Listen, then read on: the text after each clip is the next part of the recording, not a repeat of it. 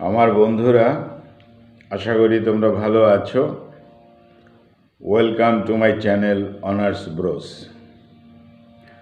আজকে আমাদের আলোচ্য বিষয় একটি কবিতার নাম 1 September 1939। 1 September 1939 written by W H. Auden. তিনি একজন আমেরিকান পোয়েট, জন্মগ্রহণ করেছিলেন ইয়র্ক, ইউনাইটেড কিংডম। তার সিটিজেনশিপ ছিল ব্রিটিশ, পরে আমেরিকান। তিনি মিডল ক্লাস ফ্যামিলির একজন মানুষ ছিলেন। তার পছন্দের মানুষ ছিল ডব্লিউ.বি. Yeats, T S. এলিয়ট। ক্রিটিক্সরা তাকে বলতেন the greatest mind of the 20th century. যাই হোক, আমাদের আজকে আলোচ্য বিষয় কবিতা 1 সেপ্টেম্বর 1939। এই দিনটিতে দ্বিতীয় বিশ্বযুদ্ধ শুরু হয়। টাইটেল অনুযায়ী বলাই যায় এই কবিতার বিষয়বস্তু দ্বিতীয় বিশ্বযুদ্ধ। আর এই যুদ্ধের প্রতি আমাদের কবির মতামত এবং যুদ্ধ বিরোধী এক প্রতিবাদী কণ্ঠ। তাহলে এই কবিতায় যা রয়েছে তা হলো যুদ্ধের ভয়াবহতা রয়েছে, যুদ্ধ দ্বারা জীবনের অনিশ্চয়তা এবং আতঙ্ক, যুদ্ধের প্রতি হতাশা, যুদ্ধের ধ্বংস এবং নির্মমতা, দ্বিতীয় বিশ্বযুদ্ধের কারণ অনুসন্ধান এবং দ্বিতীয় বিশ্বযুদ্ধের বিরুদ্ধে এক প্রতিবাদী কণ্ঠস্বরের আহ্বান। এইসব নিয়েই আমাদের আজকের কবিতা 1 সেপ্টেম্বর 1939। তাহলে আলোচনায় আসা যাক। কবির কথায়, কবির ভাষায় কবি মনের কি প্রকাশ পেয়েছিল এই কবিতায়। তাহলে পরিষ্কার বলা হলো যে দ্বিতীয় বিশ্বযুদ্ধের প্রথম দিন, অর্থাৎ কিনা রাত, তারিখটা ছিল 1 সেপ্টেম্বর 1939। সেদিন কি হয়েছিল? জার্মানি পোল্যান্ডের উপরে হঠাৎ আক্রমণ করে। আর এই দ্বিতীয় বিশ্বযুদ্ধের আক্রমণকে কেন্দ্র করেই এই কবিতার সামগ্রিক বিষয়বস্তু। আমরা স্ট্যাঞ্জা অনুযায়ী বলবো। In the first stanza of the poem. তাহলে প্রথম স্ট্যাঞ্জাতে কি ছিল এই কবিতায়? কবি ডব্লিউ.এইচ. এডেন একটি পাব হাউসে বা বার হাউসে বসে আছেন। স্থানটা ছিল নিউ ইয়র্কের একটি জায়গা। হঠাৎ তিনি শুনতে পান জার্মানি পোল্যান্ডের উপর অতর্কিতে হানা দিয়েছে।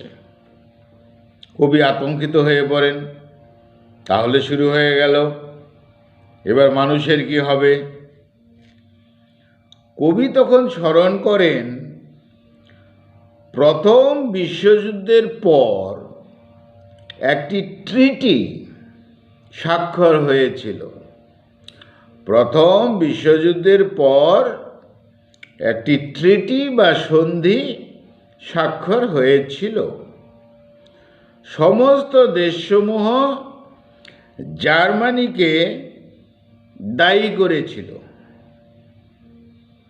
সমস্ত পৃথিবী তখন ভেবেছিল জার্মানি শান্ত হয়ে যাবে, জার্মানি আর কোনো যুদ্ধের আয়োজন করবে না।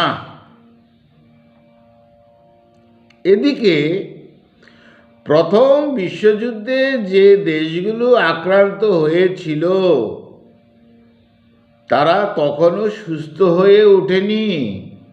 অভাব, অনটন, দারিদ্রতা, দুর্ভিক্ষের মধ্য দিয়েই তারা চলছিল।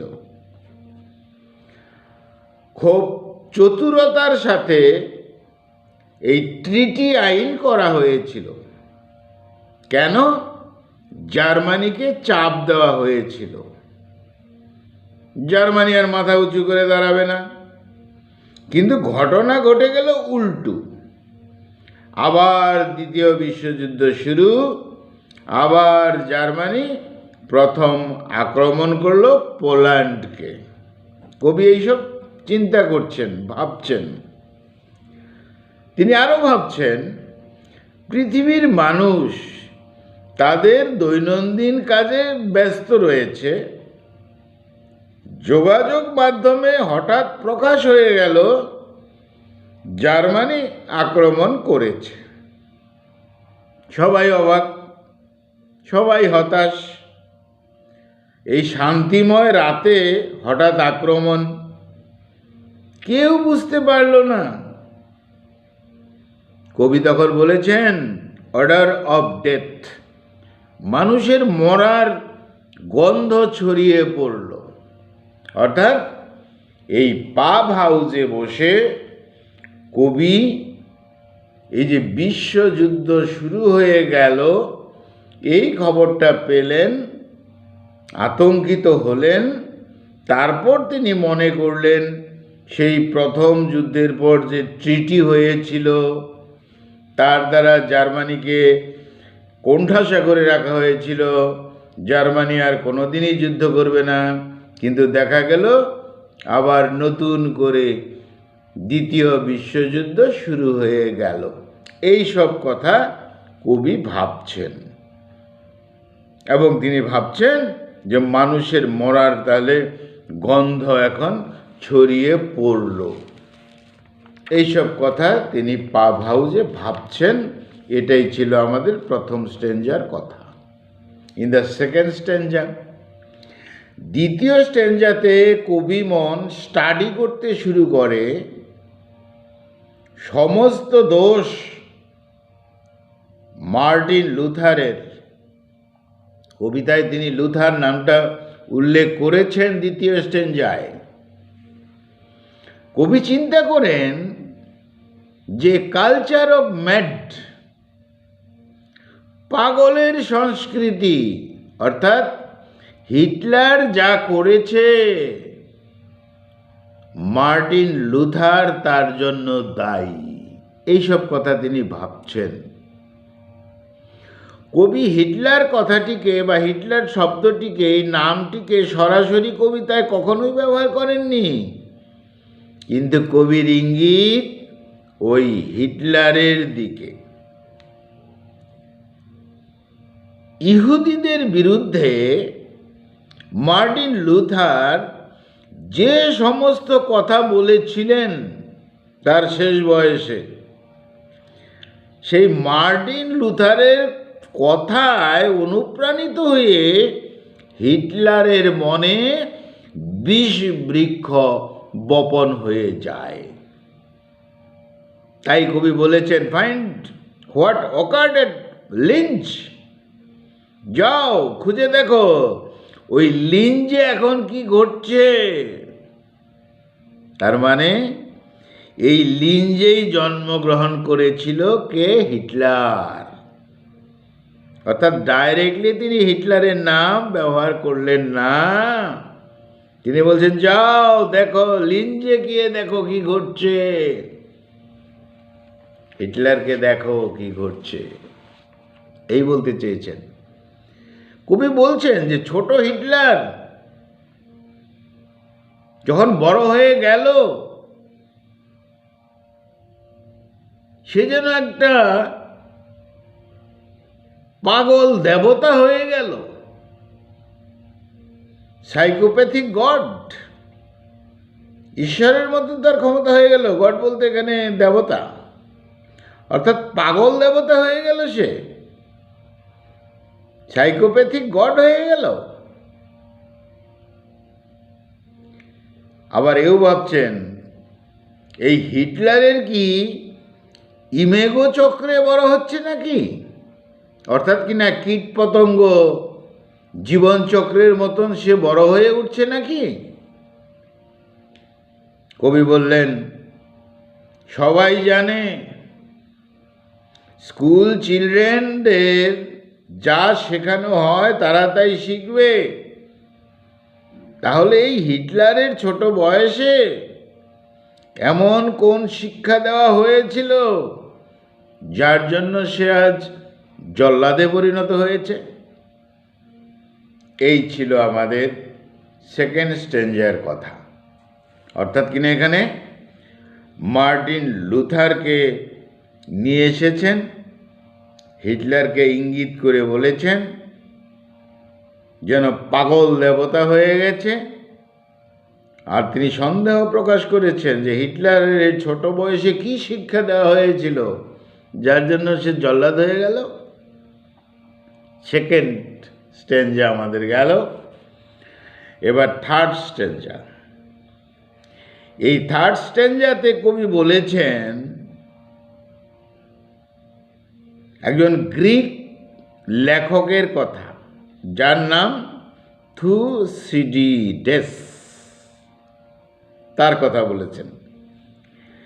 এই থুসিডিডেস তিনি জেলবন্দি অবস্থায় গণতন্ত্র সম্পর্কে, স্বৈরতন্ত্র সম্পর্কে খুব সুন্দর লেখা লিখেছিলেন। কবি বলছেন সাধারণ মানুষের যেন সেই সুন্দর লেখায় কিছু আসে যায় না, অর্থাৎ সাধারণ মানুষ ওইসব তত্ত্ব কথা কিছুই কাজে লাগে না। এই গ্রিকের লেখককে তিনি তিরস্কার করেননি, তিনি বলতে চাইছেন যে এত সুন্দর করে লেখা হয়েছে গণতন্ত্রের কথা, কিন্তু সেটা তত্ত্বই থেকে গেল, সাধারণ মানুষের কিছু হলো না, যুদ্ধ লেগে গেল আবার। যাই হোক, কবি বলেছেন তিনি লিখেছিলেন সত্য এবং সুন্দর, কিন্তু সেই লেখায় জনগণের কিছু উপকার হলো না, যুদ্ধ আবার লেগেই গেল। এই বইয়েতে লেখক লিখেছেন এনলাইটমেন্ট পিরিয়ডের কথা, অর্থাৎ উজ্জ্বল এক পিরিয়ডের কথা। বইতে বলা হয়েছিল পুরনো চিন্তা পরিবর্তন হওয়া দরকার, যুদ্ধ পিপাসুদের চিন্তা পরিবর্তন হওয়া দরকার, নতুন চিন্তায় শুরু হওয়া দরকার এই পৃথিবী, নতুন কিছু করা উচিত মস্তিষ্ক দিয়ে। কিন্তু কবি বললেন দুঃখে মানুষের অভ্যাস হয়ে গেছে, মানুষ এখন সমষ্টিগত মানব সভ্যতার কথা ভাবে না। অর্থাৎ হিটলারের দিকে ইশারা। এই একা হিটলার যুদ্ধ করেনি, হিটলারকে অনেকে সমর্থন করেছে। কবি বলতে চেয়েছেন মানুষকে এই বিষয় চিন্তা করতে হবে, হিটলার একা নয়, আরো ছোট ছোট হিটলার রয়েছে। তাহলে এখানে তিরস্কার করে থার্ড স্ট্যাঞ্জাতে বলা হলো যে সেই গ্রিকের লেখক গণতন্ত্র সম্পর্কে সুন্দর লিখেছেন, কিন্তু সেই সুন্দর তত্ত্বকথা সেটা তত্ত্বই থেকে গেল, জনগণের কিছু হলো না, আবার যুদ্ধ লেগেই গেল। এবার এই স্ট্যাঞ্জার শেষের দিকে বলেছেন, ইশারা করেছেন হিটলার একা যুদ্ধ করেনি, হিটলারকে অনেকে অনেক দেশ সমর্থন করেছিল। মানুষকে এই বিষয়ে ভাবতে হবে, আরো অনেক ছোট ছোট হিটলার রয়েছে। তিরস্কার। স্ট্যাঞ্জা 4। এই স্ট্যাঞ্জাতে আমেরিকার বিষয়ে কথা বলা হয়েছে। Into the neuter air, blind, অন্ধ বলা হয়েছে যে তারা যে বড় বড় বিল্ডিং তৈরি করছে, তাহলে আমেরিকা কি অন্ধ? অর্থাৎ প্রথম বিশ্বযুদ্ধে আমেরিকা ইনভলভ হতে চায়নি। প্রথম বিশ্বযুদ্ধে আমেরিকা ইনভলভ হতে চায়নি, নিউট্রাল ছিল, নিরপেক্ষ ছিল, যেন আমেরিকার কিছুতেই কিছু আসে যায় না। কিন্তু 1941 জাপানের কারণে ইনভলভ হয়েছিল। অর্থাৎ when 1941 Japan attack on Pearl Harbor, আমেরিকাকে আক্রমণ করলো, তখন তাদের টনক নড়ল। সুবিধাবাদী আমেরিকা, এই কথা বলতে চেয়েছেন ডাইরেক্ট। এই দ্বিতীয় বিশ্বযুদ্ধেও আমেরিকা যেন নিউট্রাল, কে হারবে কে জিতবে এই বিষয়ে আমেরিকা উদাসীন। আর তখন তারা বড় বড় বিল্ডিং, অট্টালিকা তৈরি করছে, এম্পায়ার স্টেট বিল্ডিং এর মতন আকাশচুম্বী বিল্ডিং তৈরি করতে তারা ব্যস্ত। আমেরিকা তখন অহংকার, দম্ভ দেখাচ্ছিল, অর্থের দম্ভ। কিন্তু যুদ্ধের বিষয়ে কিছু যেন বলার নেই। কবি তিরস্কার করেছেন। কবি বলেছেন, the strength of the collective man, পৃথিবী জুড়ে মানব জাতিকে, পৃথিবী জুড়ে যে মানব জাতি আছে, তখনও আমেরিকা যেন তার ক্ষমতা দেখাচ্ছে, সে বিল্ডিং তৈরি করছে, আর এইদিকে যুদ্ধ শুরু হয়ে গেছে। এই বিষয়টা ছিল আমাদের স্ট্যাঞ্জা নাম্বার 4। অর্থাৎ আমেরিকা প্রথম বিশ্বযুদ্ধে ইনভলভ হতে চায়নি, জড়িত হতে চায়নি, কিন্তু জাপান তার কূটকৌশলের প্রভাবে তার মধ্যে একটা চিন্তাভাবনা আসে। আর এই দ্বিতীয় বিশ্বযুদ্ধেও আমেরিকা যেন নিরপেক্ষ ভূমিকা নিয়েছে, কোনো কিছুতেই যেন তার কিছু করার নেই। তখন তারা বিল্ডিং তৈরি করছে। তাই কবি তিরস্কার করে বলেছেন, এই বৃহৎ বিল্ডিংগুলো ব্লাইন্ড, এগুলো অন্ধ। কবি বলেছেন আমেরিকা উন্নতি করছে, কিন্তু চোখে কাপড় বাঁধা। আমেরিকায় হিটলারের বিরুদ্ধে কিছুই করছে না, এই ইঙ্গিতটা দিতে চেয়েছেন। যাই হোক, যুদ্ধের খবর বিভিন্ন ভাষায় পৃথিবী জুড়ে সংবাদে ছড়িয়ে পড়ছে, আর সব রাষ্ট্র তাদের নিজের বক্তব্য রাখছে, তাদের স্ট্যান্ড পয়েন্ট রাখছে। কবিতাই বলছেন, তাদেরকেও তিরস্কার করছেন যে ভিন্ন ভিন্ন রাষ্ট্র তারা স্ট্যান্ড পয়েন্ট রাখছে, কথা ঠিক, আর এমন বোঝাচ্ছে যে তারা ঠিক আছে, বাকিরা সবাই অপরাধী। তাহলে আমেরিকার কথা বলছেন কবি, অন্যান্য দেশের কথাও বলছেন। কবি তখন বললেন, এই ধরনের এক্সকিউজ, এগুলো ভেন, বৃথা।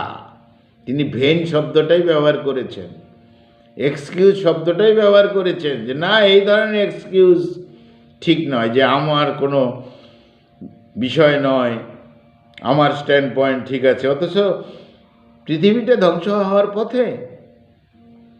কবিতাই সতর্ক করেছেন সেই সব দেশের যারা উজ্জ্বল স্বপ্ন দেখছে, তাদের স্বপ্ন বেশি দিন চলবে না।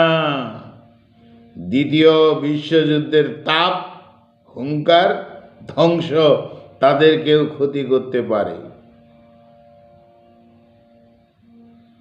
কবি কথাও বলেছেন যে কিছু কিছু দেশ যারা সাম্রাজ্যবাদী নিজেরাই, অথচ তারা গণতন্ত্রের কথা বলছে, বিশেষ করে যেন ইংল্যান্ড, আমেরিকা অবশ্যই। গণতন্ত্রের কথা বলছি, গণতন্ত্র, কিন্তু ইনডাইরেক্টলি তারা সাম্রাজ্যবাদীকেই যেন সমর্থন করে। কবি বলেছেন যারা ইনডাইরেক্টলি সাম্রাজ্যবাদ রাখতে চায় তারা পৃথিবীর লজ্জা। পরিষ্কার করে স্ট্যাঞ্জা 4-এ বলে দিলেন কবি যে ইনডাইরেক্টলি যারা সাম্রাজ্যবাদ রাখতে চায়, মুখে গণতন্ত্রের কথা বলে, মানুষের কথা বলে, তারা কিন্তু পৃথিবীর লজ্জা। এবার স্ট্যাঞ্জা 5, কবি পাব হাউসে বসে আছেন, সাধারণ মানুষ পাব হাউসে কাজ করছে, কবি তাদের দেখছেন, ব্যথিত হচ্ছেন। তিনি তখন ভাবছেন দৈনন্দিন কাজ চলতে থাকুক, বেঁচে থাকুক, চলা উচিত। আর আমেরিকা কোনো না কোনোভাবে ইনভলভ হয়ে যাবেই, সুযোগ সন্ধানী। তবে আজকের দিনেও আমেরিকা শিশুর মতো ভীত। পরিষ্কার বলে দিয়েছেন ইনডাইরেক্টলি যে আমেরিকা শিশুর মতো ভীত। স্ট্যাঞ্জা নাম্বার 6, কবি বলেছেন হিটলারের নাম না ধরেই বলেছেন, হিটলারের মুখ থেকে যে সমস্ত আবর্জনা বেরোয়, অনেক খ্যাতিবান লোকেরা তা শুনে বা সে কথা শুনেও সহজ করে নেয়। হিটলার যে আবর্জনামূলক কথা বলে, সেই কথা শুনে খ্যাতিবান লোকেরা শুনেও তারা চুপ করে থাকে। সতর্ক করেছেন কবি, সর্বনাশ পরে বোঝা যাবে। তখন কবি একটা উল্লেখ করেছেন যে নিজিনিস্কি নামে এক ড্যান্সার ছিল, সে তার প্রেমিক দিয়াগিলাভকে লিখেছিল যে তুমি হলা সেলফ লাভকে ভালোবাসো, ইউনিভার্সাল লাভকে ভালোবাসো না। কবি সেই ড্যান্সারের কথা তুলেছেন। কবি বলেছেন মানুষের মধ্যে তেমন দুর্বলতা এসে গেছে। এক শ্রেণীর মানুষ তারা সেলফ লাভকেই ভালোবাসে, আগ্রহী। ইউনিভার্সাল লাভ, সামগ্রিক মানব জাতির কথা বলছে না। স্ট্যাঞ্জা নাম্বার 7, কবি এখানে বলেছেন যারা কনজারভেটিভ, যারা পরিবর্তন চায় না, অর্থাৎ যারা ডিক্টেটরশিপ, স্বৈরতন্ত্র চালায়, শাসকগণ, তাদেরকে কে বুঝাবে? তারা তো সেলফ লাভটাই বোঝে, তারা তো ইউনিভার্সাল লাভ বোঝে না। এখানেও হিটলারকে ইঙ্গিত করা হয়েছে। আর কবি বলেছেন ওই হিটলাররা বলে সব দুঃখ দূর হয়ে যাবে, কিন্তু তারাই দুঃখ আমদানি করে। কারা? যারা ডিক্টেটরশিপ চালায়, যে গভর্নমেন্ট, তাদের কথা বলা হয়েছে। স্ট্যাঞ্জা নাম্বার 8 and 9 লাস্ট, কবি বলেছেন লিডাররা সবসময় সুপ্রিম মনে করে নিজেদেরকে, শক্তিমান। দেশের বড় বড় লিডাররা তারা নিজেদেরকে শক্তিমান মনে করে, ওয়ার্ল্ড লিডাররা শক্তিমান মনে করে। তাদের সাহায্য করবে কে? তাদেরকে বুঝাবে কে? কে পারবে? জনতাও বোবা, বলতে পারে না। এই শাসকরাও এক ধরনের বোবা। তাহলে এক বোবা আরেক বোবাকে সাহায্য করবে কি করে? কবি বলেছেন। কবি এবার বলেছেন আমি কবি, আমাকে সত্য কথা বলতে হবে, সত্যকে সামনে তুলে ধরতে হবে। আমি দ্বিতীয় বিশ্বযুদ্ধের বিরুদ্ধে এইভাবে কবিতার মাধ্যমেই আমি কথা বলছি। রাষ্ট্র বা দেশ নিজে নিজেই গড়ে ওঠে না। রাষ্ট্র বা দেশ তৈরি হতে জনগণ লাগে, মানুষ লাগে। তাই রাষ্ট্র বা জনগণ আলাদা আলাদা নয়, জনগণ এবং শাসককে এক হওয়া উচিত, দুজনের সাথে প্রেম থাকা উচিত। তখন সাধারণ মানুষের জন্য বললেন যে আওয়াজ তুলতে হবে, গর্জন করতে হবে। আমি আমার কবিতার মাধ্যমে গর্জন করছি। তোমরা যারা আছো জগতে, যে যে জায়গায়, যে মাঠে, যে ফিল্ডে আছো, তোমরা আওয়াজ তোলো, আমরা যুদ্ধ চাই না। পৃথিবীর সমস্ত স্তরের মানুষ এই যুদ্ধের বিরোধিতা করুক। এই ছিল আমাদের কবিতা, বড় কবিতা, 1 সেপ্টেম্বর 1939। তাহলে পরিষ্কারভাবে দ্বিতীয় বিশ্বযুদ্ধের উপর কথা বলা হয়েছে। এখানে স্পষ্ট করে মার্টিন লুথারের কথা বলা হলেও হিটলারের কথা বারবারই এসেছে, কিন্তু দেখা গেছে হিটলারের নাম একবারও ব্যবহার করেননি, কারণ কবি নিজে চাননি যে এইরকম একটা কুখ্যাত নামকে তার কবিতার মধ্যে রাখুক। তিনি আমেরিকার কথাও বলেছেন, আমেরিকাকে তিরস্কার করেছেন এবং যারা হিটলারকে সাহায্য করেছে তাদেরকে তিরস্কার করেছেন। শেষ পর্যন্ত কবি একটা আহ্বান রেখেছেন যে এই পৃথিবীর মানুষ যে জগতেই থাকুক না কেন, যে যেখানেই থাকুক না কেন, এই যুদ্ধের বিরুদ্ধে আওয়াজ তোলা উচিত। আমি একজন সাধারণ কবি, আমি আমার লেখার মাধ্যমে আওয়াজ তুলছি, এটা করা উচিত। আমরা যুদ্ধ চাই না, মূল কথা হলো এটা। বন্ধুরা, এই ছিল আমাদের আজকের কবিতা, সেপ্টেম্বর 1, 1939, অর্থাৎ 1 সেপ্টেম্বর 1939, রিটেন বাই ডব্লিউ.এইচ. অডেন। বন্ধুরা ভালো থাকো। খুব স্পিডে বলতে হলো কারণ ভিডিওর টাইমিং কমপ্লিট হয়ে গেছে, অতএব থ্যাংক ইউ। ভালো থাকো, ভালো থাকো, ভালো থাকো।